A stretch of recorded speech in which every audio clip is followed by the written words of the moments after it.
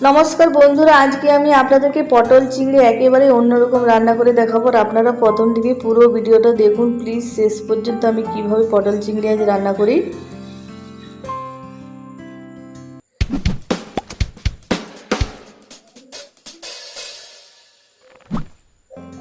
আর আমি এখানে দেখুন পটল আলু আর নিয়েছি চিংড়ি মাছ ভাজা। আর এই চিংড়ি মাছ ভাজার আমি বেটে নেব। আর পটল আলু বড় বড় করে কেটে নিচ্ছি একটু। আর এবারে কড়াই দিয়ে দিচ্ছি জল। আর আলুটা আমি প্রথমে সেদ্ধ করে নেব হালকা।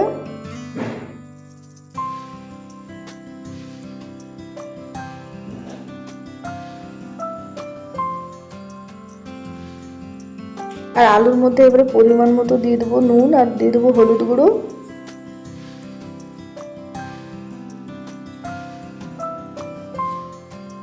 আর এবারে আমি ঢাকা দিয়ে দেবো।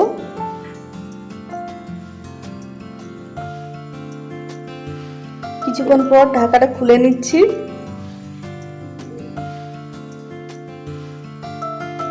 আর দেখুন আলুটা খুব সুন্দর সেদ্ধ হয়ে গেছে। এবার একটা থালার মধ্যে আমি আলুটা ঢেলে নিচ্ছি।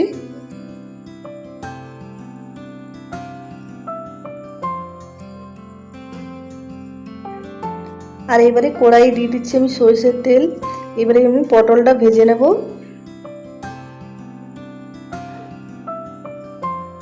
আর এবারে পটলটা আমি দিয়ে দিচ্ছি তেলের মধ্যে।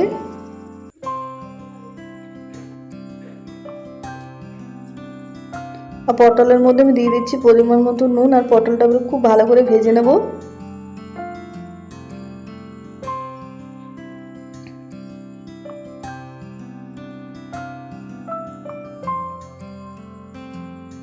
আর পটলটা দেখুন খুব সুন্দর ভাজা হয়ে গেছে। এবারে পটলটা তুলে নেব।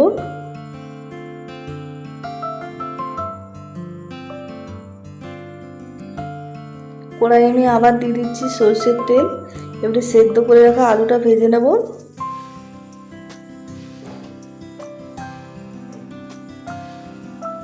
এবারে আলুটা আমি দিয়ে দিচ্ছি তেলের মধ্যে।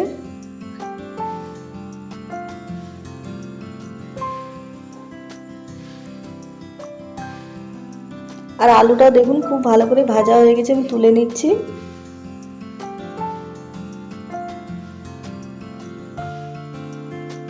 আর আলু পটল দুটোই খুব ভালো করে ভাজা হয়ে গেছে। এবারে কড়াই দিয়ে দিচ্ছি আবার সরষের তেল। এবারে দিয়ে দেবো পেঁয়াজ কুচি। পেঁয়াজটা ভালো করে ভেজে নেব।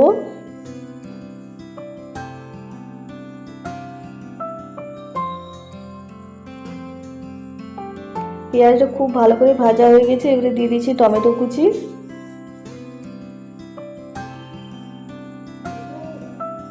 দিয়ে দিচ্ছি কাশ্মীরি লঙ্কা গুঁড়ো। দিয়ে দিচ্ছি একটু নুন। দিয়ে দিচ্ছি হলুদ গুঁড়ো। একটু দিয়ে দিলাম চিনি। আর এবারে দিয়ে দিচ্ছি মশলা। মশলার মধ্যে আছে আমার জিরে, ধনে, আদা, রসুন, কাঁচা লঙ্কা বাটা।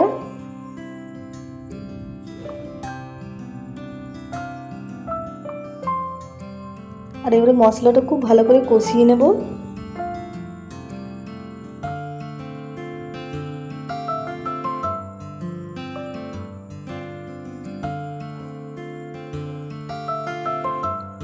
মশলাটা কিছুক্ষণ কষানোর পর আমি চিংড়ি মাছ বাটাটা দিয়ে দিচ্ছি।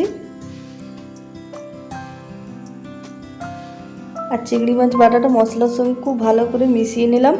আর এবারে ভেজে রাখা পটল আলু আমি দিয়ে দেবো মশলার মধ্যে। আর পটল আলুটা মশলার সঙ্গে খুব ভালো করে কষিয়ে নেব।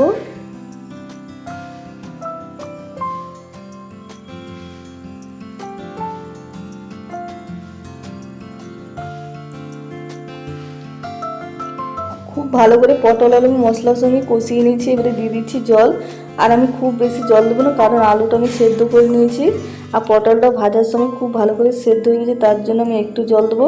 আর এই পটল আলুর রেসিপিটা আজকে একটু মাখো মাখো নামাবো, তার জন্য বেশি খুব জল দেবো না। আর জল দেওয়ার পরে 5-10 মিনিট আমি রান্না করে নিয়েছি। আর নামানোর আগে আমি দিয়ে দিচ্ছি গরম মশলার গুঁড়ো। আর গরম মশলার গুঁড়োটা দিয়ে খুব ভালো করে মিশিয়ে আমি নামিয়ে নেব। আর আমি আর যেরকমভাবে পটল চিংড়ি রান্না করলাম আপনারা এইভাবে বন্ধুরা রান্না করবেন, এটা খেতে খুবই ভালো হয়। আর দেখুন কালারটা যত সুন্দর হয়েছে, খেতেও ততটা ভালো হয়েছিল। আর আমার ভিডিওটা পছন্দ হলে প্লিজ লাইক, শেয়ার, কমেন্ট করবেন। আর আপনারাও একবার হলে এইভাবে রান্না করে খাবেন।